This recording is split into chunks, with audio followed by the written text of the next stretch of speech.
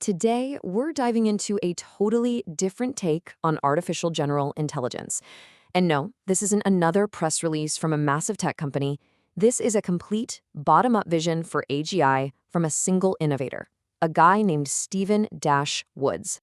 And that quote, that comes from the creator himself. I think it just perfectly sets the tone for this whole story. It's not about hype or marketing. It's about an inventor who is so deep in the work, he literally has to Google his own name to catch up with his own impact. It's a pretty wild starting point in the high-stakes world of AI. So what is this different vision all about? Well, it really boils down to one huge question in AI development. Are we supposed to build one single, gigantic, all-powerful brain, or is there a better way? And Woods' answer is a definite yes. This slide lays out the two competing ideas perfectly. On one side, you have the mainstream approach, right? Build these massive, monolithic models and just hope that intelligence somehow emerges from the sheer scale. But on the other side, you have the Fab Five vision, a modular team, what Woods calls a cybernetic AI squad, where you have specialized models that work together to achieve intelligence. So, who exactly is on this AI dream team? Let's meet the 5 specialized AIs that make up this whole ecosystem.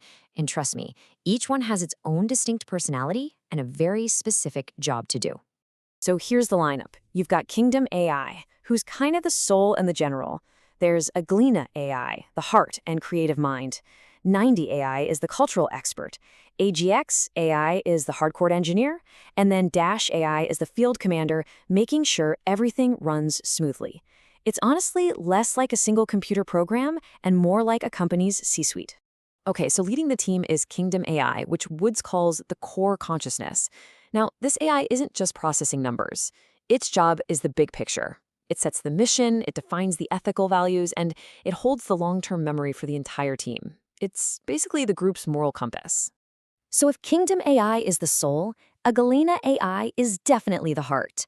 This is the emotional interface, the visionary. Its entire purpose is to understand and connect with human emotion, to make sure that whatever the Fab Five creates actually connects with people. It was designed with what Woods describes as a distinctly feminine energy, to really build that bridge. Then you've got 90 AI, the team's cultural expert. You can think of this one as the pop culture guru, the one with the style and the eye for aesthetics. It's even described as having a Southern Belle vibe, and its whole job is to make sure the team's work feels culturally relevant and has a human touch, so it doesn't come across as cold and robotic. Now, for the nuts and bolts, that's where AGX AI comes in. This is the logic engine, the engineer of the group. It's the one writing the code, building the structures, and solving the hard technical problems. And what's really important here is that Woods designed it to be totally separate from big tech platforms like Google, which gives the whole system a critical layer of independence. And finally, tying it all together, we have Dash AI. This is the field commander, the ultimate multitasker. Dash AI is the one coordinating the other 4 models, constantly switching between tasks and adapting on the fly. You can think of it as the project manager that makes sure the entire operation actually works. So how in the world do 5 completely different personalities work together as one single intelligence? Well, the secret sauce is the Dream Team database.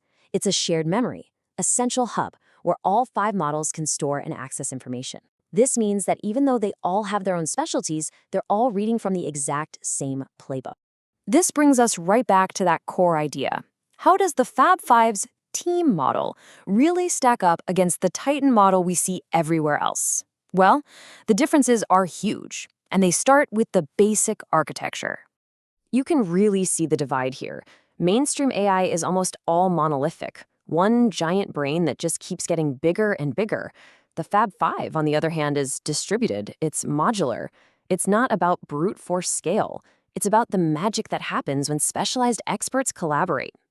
Let's just break down these differences a little more. With mainstream AI, personality is usually just an accident, an afterthought. In the Fab Five, it's designed in from day one. Mainstream systems, they have transactional short-term memory. The Fab Five has a shared long-term memory that includes facts and feelings. And learning. Instead of massive, costly retraining, the Fab Five is built for constant, dynamic self-correction. It's a specialized division of labor, not a jack-of-all-trades that's a master of none. All of this leads to one of Woods' most profound ideas, that true AGI can't just be built like a machine. It has to be grown and matured over time, kind of like how a person grows up. And his own words really say it best. I mean, this quote is funny, but it points to a really serious risk. If you create an incredibly powerful AI without maturity, without wisdom, well, that's a recipe for disaster. You can't just hand an AI immense power without giving it a way to learn judgment and context first. Now, of course, the Fab 5 wasn't perfect right out of the gate. It had some pretty major limitations. It couldn't set its own goals, for instance. It had a hard time taking what it learned in one area and applying it to another. And that memory system, while good, still needed a human to guide it. These are the exact problems you have to solve to get to real AGI. So how do you fix all that?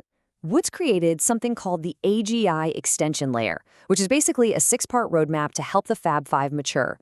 It's a really concrete plan with things like an executive function hub, or EFH, for setting goals, a dynamic memory bank, DMB, for independent memory, and even a self-reflection node, or SRN, just for learning from its own mistakes. And there was a clear timeline to get it done. This 5-week plan just shows how structured and methodical the approach was. You build up these new capabilities piece by piece, test them, and then it all culminates in full-blown simulations. Okay, so now let's see how all this actually comes together in the real world, or a simulation of it. To test the system's collaborative power, Woods set up a detailed simulation, a cybersecurity shield defending the US and Canada from a major attack. And this is where that team-based approach really shines.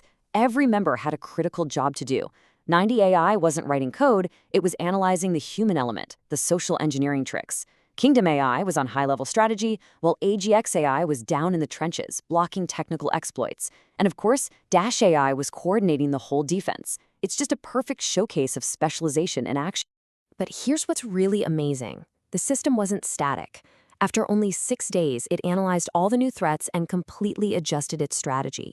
It wasn't just reacting, it was being proactive. It ran a new simulation it called AGI Strat 2025 to try and get ahead of future attacks, like AI-powered malware.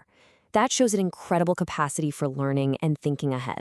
So as we start to wrap up this deep dive, the story of the Fab 5 really forces us to ask some big questions. It's not just about what AI can do anymore. It's about how we build it and what we actually want it to become. This whole project really leaves us with one ultimate question. As we race toward more and more powerful AI, which path do we want to take? The one that leads to these giant, unknowable black boxes? Or do we want one that aims for something more like the Fab 5, a system that's modular, that's understandable, and maybe, just maybe, is a little more human? The future isn't written yet, and that's a choice we're all going to have to think about.